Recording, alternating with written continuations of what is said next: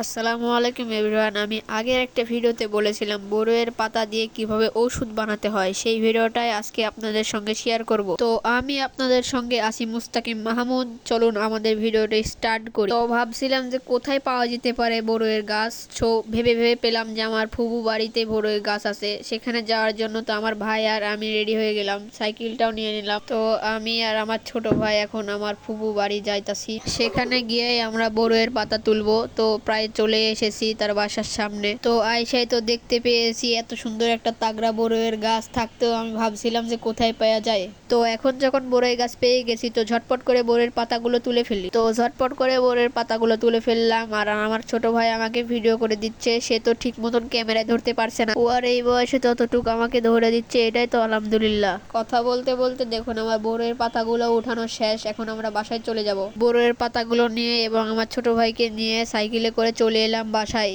এখন হচ্ছে এটা মেন কাজ, সেটা হচ্ছে বড়ই পাতাগুলোকে পানি দিয়ে ভালো করে পরিষ্কার করে নিব। এর গায়ে যেন একটুকু ময়লা না থাকে সেইভাবে আমরা পানি দিয়ে পরিষ্কার করে নিব। পানি দিয়ে হাত দিয়ে নেড়ে পরিষ্কার করার পর রোদে দিয়ে শুকিয়ে নেব।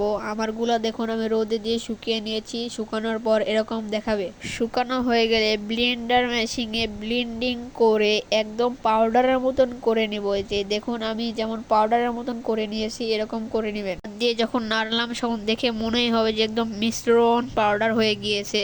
তার মধ্যে একটু ফুটা পানি অ্যাড করবেন। পানি অ্যাড করা হয়ে গেলে হাত দিয়ে নেড়ে সুন্দর করে মিক্স করে নিলাম। এখন পানি আর পাউডার মিক্স করা হয়ে যাবে। তখন আমরা যেরকম ছোটবেলার মতন মাটি নেড়ে ছোট ছোট গুলি বানাছিলাম, সেরকম করে ছোটবেলার মতনই ধরেন মাটি হিসাবে গুলি বানাতে হবে। বানায়া কাঁচের বয়মে সংরক্ষণ কইরা রাখবে। এই বড়ি আপনি সর্বোচ্চ গেলে 2টা থেকে 1টা খাবেন, এর বেশি খাবেন। তো আপনার যদি মন চায় তাহলে আপনি বাসায় বানিয়ে দেখতে পারেন আপনার এই ফলাফলটি কেমন হতে পারে। তো গাইজ এটা আপনার অনেক উপকারে আসবে, যেমন যাদের ঠান্ডা কাশি লেগেই আছে, যেমন গ্যাস, অনেক কাজে আসবে। এটা খেলে পারে গ্যাস ঠান্ডা কাশি দূর হয়ে যাবে। তো গাইজ আজকে এই পর্যন্ত।